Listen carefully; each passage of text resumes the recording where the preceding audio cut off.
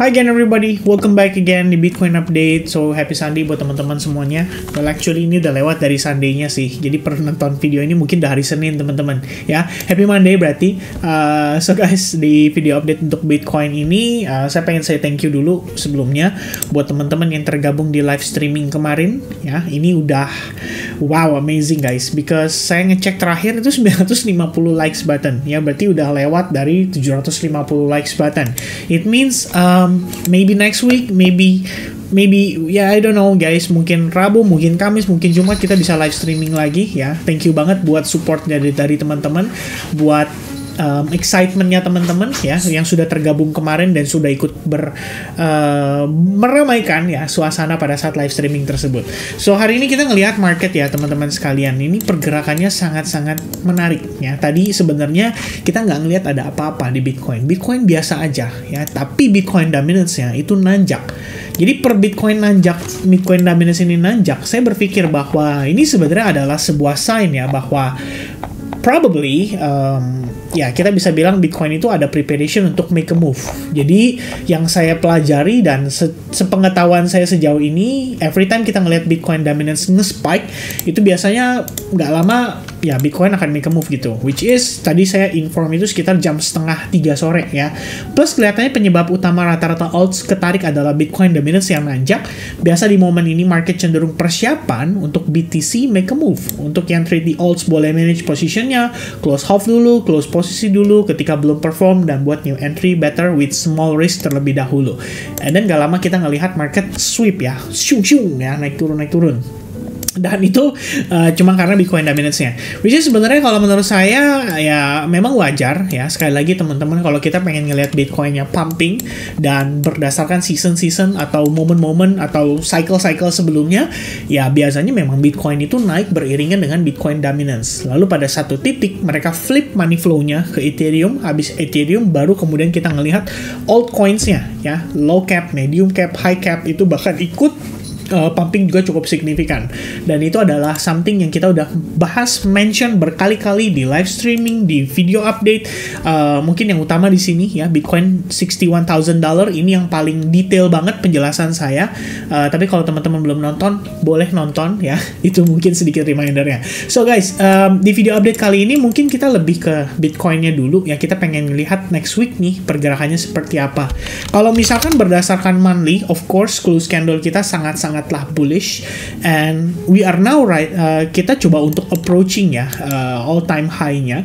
Jadi per new candle monthly open itu harga masih naik teman-teman ya. Kita ngelihat kelihatannya dia bakal cari highest point-nya terlebih dahulu nih. Respect banget dengan candle monthly sebelumnya. Jadi begitu bullish candle close, next month-nya dia cenderung nanjak lagi. Kalau kita ngelihat dari weekly-nya, sebenarnya ini next weekly range yang saya marking ini tuh udah dari previous week. Saya sebenarnya berpikir waktu lalu, ini next week ya, kalau kita bisa bermain close candle di atas area 52.000, bayangan saya adalah dalam 2 atau 3 minggu ke depan lah kita bisa mulai main di atas level 52.000 sampai kisaran range $65.000 ya, yang ternyata terjadi lebih cepat dari yang diekspektasi teman-teman sekalian. Nah, per update hari ini sebenarnya saya nggak bisa ngomong banyak guys, karena kita ngelihat pergerakan market itu biasanya nih saat ini cenderung hari Senin itu manipulatif ya. Di market opening Senin pagi itu biasanya manipulatif. Dan yang kedua paling penting lagi guys, direction yang bener-bener clear ya itu ditentukan dari opening sesi New York di hari Senin. Kenapa teman-teman? Karena ada yang namanya pending order. Kita tahu recently market crypto itu bener-bener ya semuanya itu tergantung dari si institution ya, most of the time belakangan ini kita ngelihat. Nah, institusi ini akan taking action per market open. Dan buat misalkan contoh nih, let's say saya adalah salah satu kliennya BlackRock lah ya. BlackRock sudah inform ke saya ya bahwa Bitcoin ETF ini menarik sekali, Bitcoin ini sudah mendekati halving, bla bla bla bla bla, terbatas supply, bla bla bla bla bla bla. Terus saya tertarik nih, pengen beli ya. Let's say saya berpikir, terus saya mau beli di hari Minggu. Saya teleponlah manajer investasi saya. Halo Pak Joni, Pak, saya berencana untuk beli spot ETF-nya Bitcoin dong. tolong dibuatkan ordernya senilai sekian ya. Let's say kita katakanlah ya teman-teman 10 juta dolar gitu. Ya, saya mau beli sekitar 10 juta dolar. Bisa tolong ditransaksikan? Oh, siapa? Nanti kita akan proses ordernya. Tapi karena market hari ini tutup, berarti orderan Bapak pending ya. Besok hari Senin baru kita eksekusi. Nah, paham nggak teman-teman? Nah, di situ berarti ada pending order. Sabtu, Minggu orang nggak bisa transaksi. Ya kan? Mereka cuma bisa memberikan pesan atau memberikan perintah kepada manajer investasinya, dan itu baru bisa dieksekusi nanti di hari Senin. Begitu market buka, New York Stock Exchange open jam 21.30. Jadi Wall Street lagi sibuk-sibuknya, ayo semuanya transaksi. Ya, itu baru mulai transaksi. Bisa diproses teman-teman. Jadi kita bisa bilang bahwa Senin pagi probably Asia take over ya. Ada transaksi, ada peran juga dari para whales atau institution yang ada di mungkin di Asia ya, let's say di Hong Kong dan sekitarnya. Lalu begitu memasuki sesi New York, nah itu beda lagi tuh pemainnya teman-teman. Ya, dan pemainnya kali ini kita bisa bilang benar-benar ngebawa inflow ke Bitcoin itu dengan sangat masif. Total nominalnya nggak tanggung-tanggung, sudah masuk sekitar 7, triliun dolar Amerika Serikat.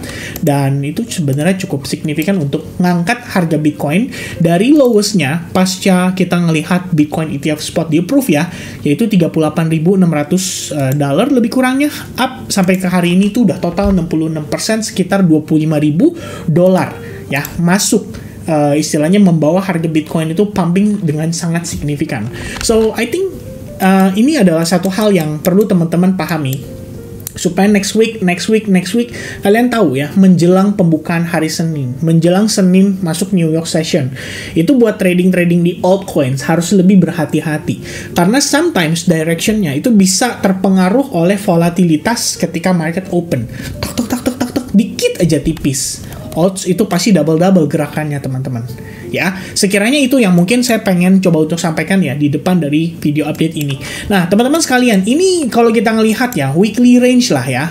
Udah bukan next weekly range lagi, tapi lebih kepada weekly range ya. Kita bisa katakan ini adalah weekly range kita saat ini. Antara range level bottomnya di 52.300 dan topnya itu sementara adalah di 65.750. Mengingat ini adalah all time high-nya Bitcoin pada sekitar 2021. Sebenarnya ATH-nya itu ada di 69 ribuan ya, lebih kurangnya. Tapi kalau kita ngelihat dari close candle time frame weekly, ya harusnya 65.750 bakal menjadi next target resistance-nya yang bisa dicapai dalam pergerakan sepanjang sepekan ini atau sepekan ke depan ya.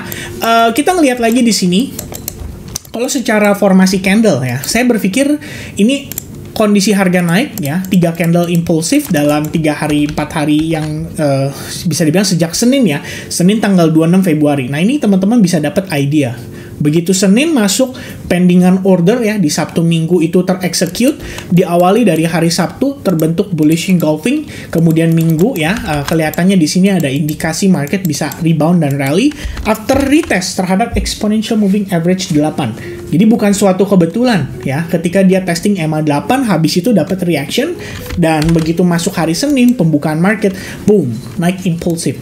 Nextnya boom, naik impulsif. Nextnya lagi boom, naik impulsif. 3 hari berturut-turut. After that, apakah Bitcoin menunjukkan indikasi koreksi? Sebetulnya belum ada. Saya cuma ngelihat ini sebagai konsolidasi, dan per kita inform ke teman-teman juga ya, baik grup Telegram, kemudian juga kemarin pas kita lagi update di market live juga ya, saya sampaikan di sini bahwa saya ngelihat ya ini bisa dianggap sebagai triangle pattern ya, more or less-nya adalah A, B, C, D, E. After E wave kita ngelihat tadi akhirnya berhasil breakout ya. After breakout pun sebenarnya saya nggak langsung execute.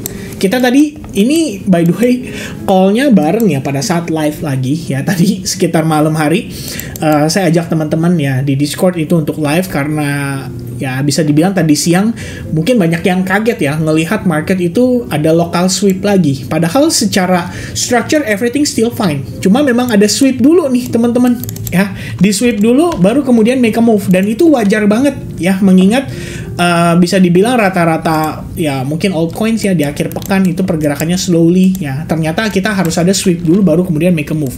Yang gokil meme coin ya, saya ada ongoing position kemudian kena sweep dulu.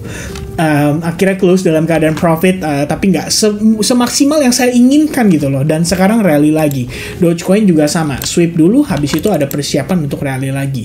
Nah sekarang pertanyaannya Bitcoin ya. Ini kalau kita ngelihat Bitcoin, begitu kita ngelihat tadi dia confirm ya, close pertama di atas trendline dulu deh. Kita anggap oke, ini harusnya first sign nih, Bitcoin bener-bener udah valid breakout dari triangle-nya. Kemudian yang kedua, teman-teman bisa lihat bahwa di sini tuh terdapat SNR.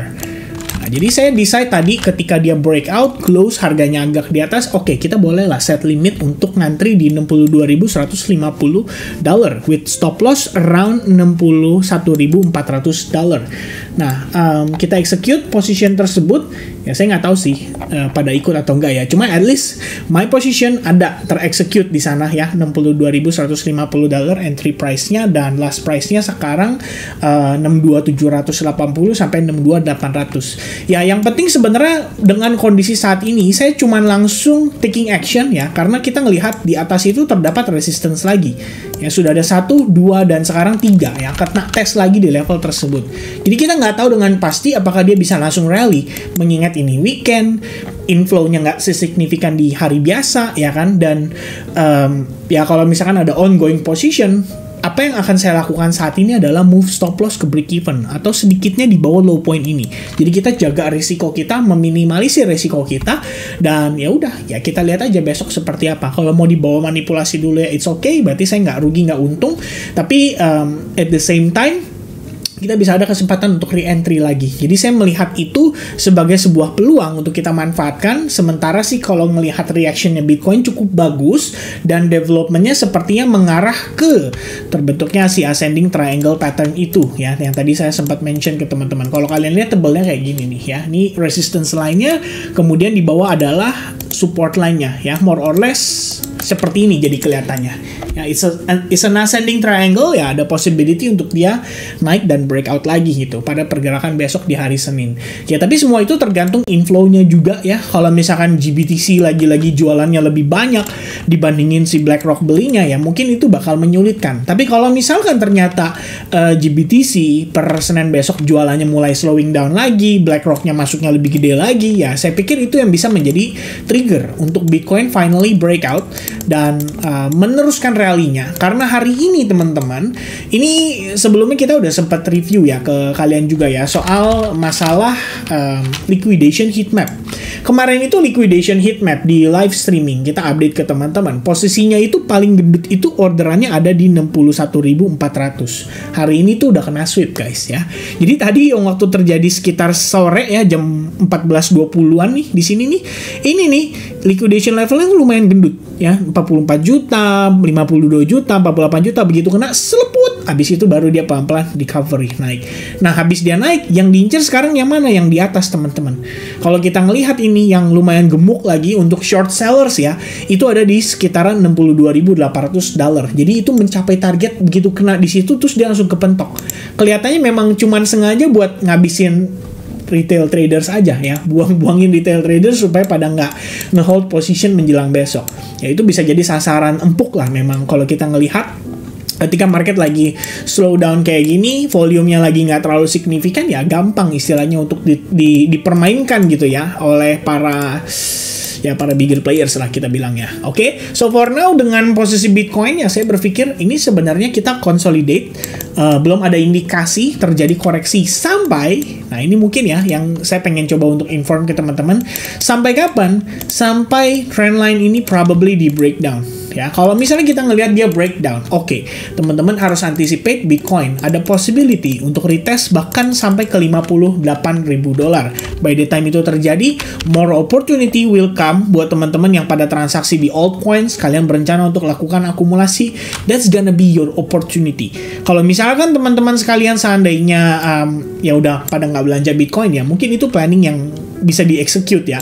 Saya pikir koreksinya Bitcoin itu lebih kepada untuk kita belanja lebih banyak di altcoins. Tapi kalau misalkan ternyata Bitcoin seandainya langsung breakout, apalagi dengan Bitcoin dominance yang tadi sempat mulai nanjak lagi ya, saya pikir very likely ya tunggu Bitcoin settle lah ya, nanti baru altcoins-nya menyusul. Tapi ya tetap sih kalau buat saya pribadi, saya lebih prefer untuk tetap follow the structure ya. Selama trennya masih bullish, structure-nya masih bullish, udah kita tinggal follow up aja. Itu saja mungkin teman-teman yang bisa saya berikan update-nya seputar Bitcoin. So the point is, coba untuk anticipate ya, agak lebih berhati-hati di market opening hari Senin. Jangan terlalu overtrade, jangan terlalu over leverage, apalagi menggunakan risk yang besar banget.